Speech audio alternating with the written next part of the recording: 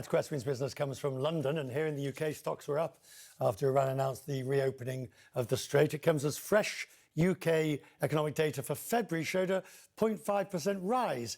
So the economy is performing better than forecast and has been for some months.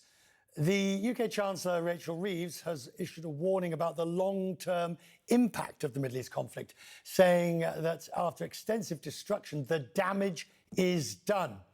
With me is Lucy Rigby, the Economic Secretary to the Treasury and the City Minister. Minister, thank you. You're at the IMF and World Bank. Very grateful to have you with us tonight. When your boss, Rachel Reeves, when she says that the damage is done, we sort of know what she means because we've had 7 weeks of this. But are you able to quantify what that damage, the extent is? Hi, Richard. It's great to be with you here from Washington. And look, the Chancellor and I are here in DC at the IMF to be making the case for a secure and resilient economic growth. Now, obviously, you referred to the conflict and the disruption that we've seen to global supply chains. And I think that just underlines what the Chancellor has been talking about for really quite some time now, and indeed putting this into practice in the UK, which is making the case for that secure and resilient growth. And from day one in the UK, we have been talking about stability. We've been making sure that the UK is a really great place to invest. We've been removing the barriers to growth, and we've been pursuing a really sensible and strong position when it comes to the public finances, which of course puts you in a much better position to withstand the conflicts like the one that we're seeing at the moment. But Richard, if I might, I think the Chancellor's also been talking about the importance of international partnerships, and that really highlights what she's been talking about here at the IMF. And of course, our partnership with the United States is extremely important. We've got £1.2 trillion invested in each other's economies. We are each other's largest investors. So this is a really, really important relationship. But on that question of relationships, how much damage do you think has been done to the fundamental underlying, to use the phrase, special relationship? I mean, it's not very nice when the US president consistently beats up and insults the British Prime Minister. Does that do lasting damage in your view? Richard, we have a special relationship with the United States, which has endured for many years. And I think really fundamental to that partnership is what I've just been talking about, the fact that we have £1.2 trillion invested in each other's economies. Now, the Chancellor's been clear what she thinks about the conflict, and she's also said, and obviously I wholeheartedly agree with her on this, that friends can disagree with each other from time to time. But none of that goes to hurt the enduring nature of the special relationship. And as I said, that trading relationship between our two nations is incredibly important. It's particularly important to the UK, and it's very important to the US as well. We have millions of jobs. Millions of British people go to work every day for US companies and vice versa.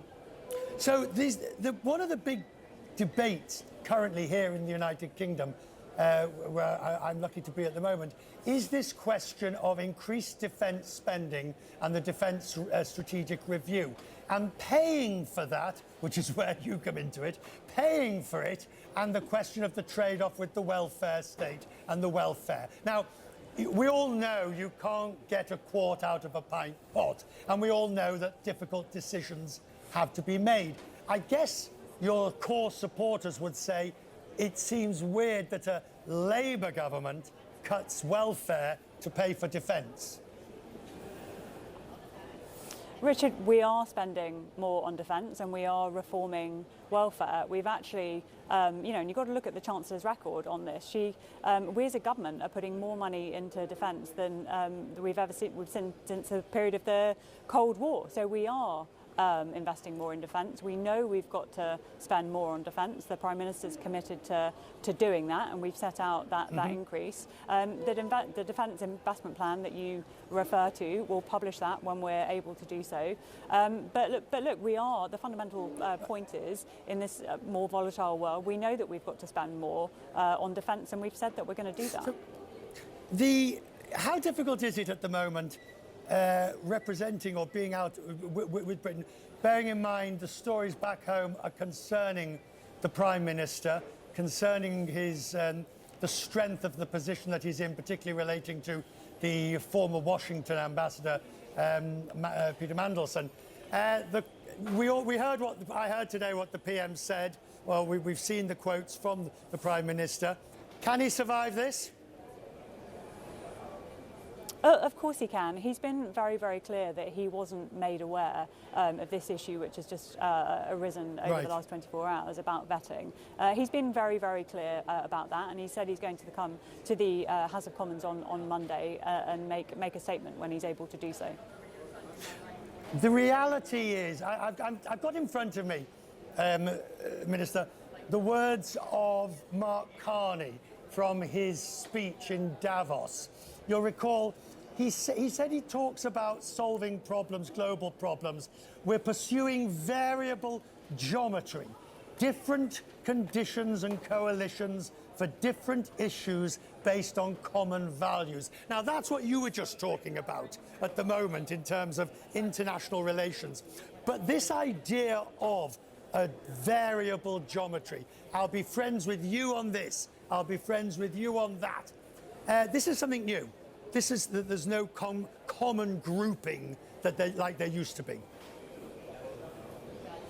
Look, I think international partnerships of many, many different kinds, and indeed international fora, are important. And as the Chancellor's been making clear, I think they're increasingly important in a more volatile world. Now, it's fantastic news that we heard earlier today that the Straits of Hormuz are going to be open again. That's really, really good news indeed. And we need now to see a permanent ceasefire in that regard. But the Prime Minister today co-hosted an international summit with 45 other countries, which is about trying to ensure the freedom of navigation in that regard. That's another really good example, not only of UK leadership, but of different groups working together to very good ends, and indeed very good ends from an economic point of view as well. Minister, I'm grateful. I know you've got a very busy agenda. Please, next time, hopefully we can talk face to face here in London. It would be lovely to have a chat and talk over these economic issues. That would be good, Richard. Good to see you, ma'am. Nice to talk to you. Thank you.